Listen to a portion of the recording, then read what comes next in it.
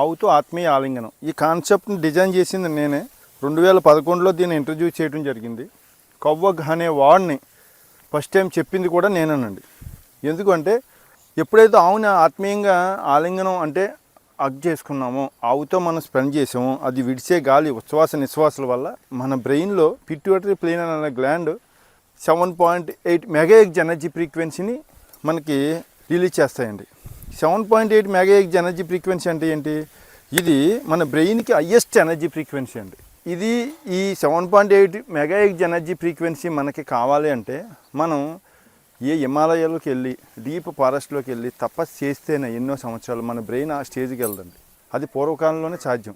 ఇప్పుడు ఈ పొల్యూషన్ రంగంలో ఈ సెల్ ఫోన్తో అలవాటయ్యి మన బ్రెయిన్ ఆ స్టేజ్కి వెళ్ళటం చాలా కష్టం. కానీ ఈ ఆవు మనతో ఉండటం వల్ల, ఆవుని 10 నిమిషాలు ఇలా ఆలింగనం చేయటం వల్ల మన బ్రెయిన్లో పిట్యూటరీ పీనల్ అనే గ్లాండ్ వితిన్ 10 మినిట్స్లో మన బ్రెయిన్ ఆ స్టేజ్కి వెళ్తుంది. అంటే మన బ్రెయిన్ 0 లెవెల్కి మనకి వస్తుందండి. దీనివల్ల నిశ్శబ్ద తరంగాన్ని, ఎలాంటి ఆలోచన లేని ధ్వనిని మనకి ఇది మన బ్రెయిన్ ఆ స్టేజ్కి మనకి వెళుతుంది. దీనివల్ల మనకి స్ట్రెస్, డిప్రెషను, యాంగ్జైటీ, ముఖ్యంగా సైకలాజికల్ ప్రాబ్లమ్స్, చాలా వరకు రుగ్మతలు మనం తగ్గించుకోవచ్చండి. ఇంకా ఎప్పుడైతే మన బ్రెయిన్ ఆ స్టేజ్కి వెళ్ళిందో మనకు ఒక క్రియేటివ్ మైండ్, జీవితంలో ఏదో సాధించాలి, మన యువత తప్పుడు బాటని పడకుండా మనకి సన్మార్గంలోనే మనం ఉండాలన్న ఒక తపన, ఒక అలవాటు అనేది మనకి కలుగుతుంది. అందుకే కదా దీన్ని మోడీ గారు కవ్వగ్ అనేది ఇంట్రడ్యూస్ చేశారు. ప్రేమికుల రోజు వద్దు కవ్వగ్ ముద్దు అనేది. ఆ కాన్సెప్ట్ మందేనండి. ఇప్పుడు చాలా దేశాలు కవ్వగ్ వెల్నెస్ సెంటర్స్ అని, కవ్ కడలింగ్ థెరపీ అని ప్రత్యేకంగా చికిత్సా కేంద్రాలు పెట్టి వీటికి ట్రీట్మెంట్లు ఇవ్వటం అనేది, మేజర్గా సైకలాజికల్ ఇష్యూ పేషెంట్లకి ఇది ఇవ్వటం అనేది చాలా జరుగుతున్నాయి. ప్రపంచ దేశాలు ఇది ఒప్పుకొని కవ్ కడలింగ్ థెరపీ కానీ కవ్ హగ్ థెరపీ అనేది నిర్వహిస్తున్నాయి సెంటర్లో. కానీ మన దేశంలో మాత్రం అది కనుమరుగైపోయింది. ఈ విధానాన్ని ఇంట్రడ్యూస్ చేసింది నేనేనండి. ఈ వాడు చెప్పింది నేనే. అయితే ఈ ఆవుతో అద్భుతమైన చికిత్స పద్ధతులు ఉన్నాయి. ఇంటర్నల్గా ఉన్నాయి, ఎక్స్టర్నల్గా ఉన్నాయి. ఈ ఎక్స్టర్నల్లో చేసే ప్రక్రియే ఇది కవ్ హగ్ థెరపీ. అందుకే కదా ఇప్పుడు చూడండి, పూర్వకాలంలో ఆవుతోటే అన్నీ మొదలు పెట్టేవారు. ఇప్పుడు ఫర్ ఎగ్జాంపుల్ ఒక గృహప్రవేశానికి ఆవుని ఎందుకు తీసుకెళ్తారండి?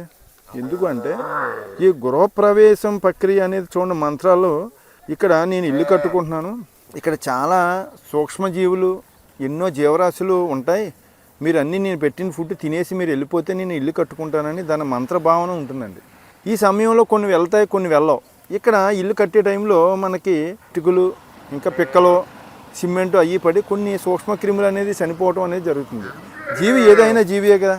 ఒక జీవి అక్కడ చనిపోయిందంటే అక్కడ ఒక స్ట్రెస్ ఏర్పడుతుందండి. ఈ భూమికి ఒక స్ట్రెస్ ఏర్పడుతుంది అన్నమాట. దాన్నే జియోపతిక్ స్ట్రెస్ అంటారు. మరి ఈ స్ట్రెస్ని న్యూట్రల్ చేసే జీవి ఏంటంటే ఆవు. అందుకే ఆవుతో పాటే ముందు వెళ్తారండి. ఎందుకంటే ఆ స్ట్రెస్ని న్యూట్రల్ చేసేయడం. భూమికి హయ్యెస్ట్ ఎనర్జీ ఫ్రీక్వెన్సీ కూడా 7.8 మెగాహెర్ట్జ్. దీన్ని ఎప్పుడైతే కొన్ని జీవరాశులు అక్కడ చనిపోయాయో అక్కడ స్ట్రెస్ ఏర్పడుతుందండి. ఆ స్ట్రెస్ని న్యూట్రల్ చేసేదే మన ఆవు. అందుకే గృహప్రవేశాలప్పుడు ఆవుతోటే ముందుకు వెళ్ళటం, ఆవుతోటే మనం మొదలు పెట్టడం అనేది చేస్తారు. మన చరిత్రలో చూసుకుంటే చాలా యుద్ధాలు ఆవులతోటే జరిగాయి. ఆవుల మంద కోసం. అసలు ఆవే ధనం. ఎన్ని ఆవులు ఉంటే అంత శక్తి, ఎన్ని ఆవులు ఉంటే అంత ధనవంతులు. ఇప్పుడు కూడా మన ఇండియాలో కొన్ని ఏరియాలో ఆవులు ఎక్కువ ఎవరికైతే ఉన్నాయో వాళ్ళని ధనవంతుల కింద పరిగణిస్తారన్నమాట. అలాంటి కల్చర్ ఉన్న భారతదేశం కాస్త ఇప్పుడు మన ఆవులను వదిలేసి విదేశాలకు ఇచ్చేసి ఆవుకున్న గొప్పతనం మర్చిపోయి మన ఆవుని ఒక మాంసం ముద్దగా మనం ట్రీట్ చేస్తున్నాం. చూడండి, చాలా వరకు దేవుళ్ళే కాదు అందరూ కూడా ఆవుతోటే ఉన్నారు. ఎందుకంటే అలా ఆవు గురించి ఒక గొప్పతనం అనేది వాళ్ళకి తెలుసు. మళ్ళీ మన సనాతన ధర్మంలో మన ఆవుని ఎప్పుడైతే మళ్ళీ పూజింపబడతాయో అప్పుడు మనం అందరం, అలాగే దేశం, రైతులు, మన సనాతన ధర్మం మనం నిలబెట్టిన వాళ్ళం అవుతాం.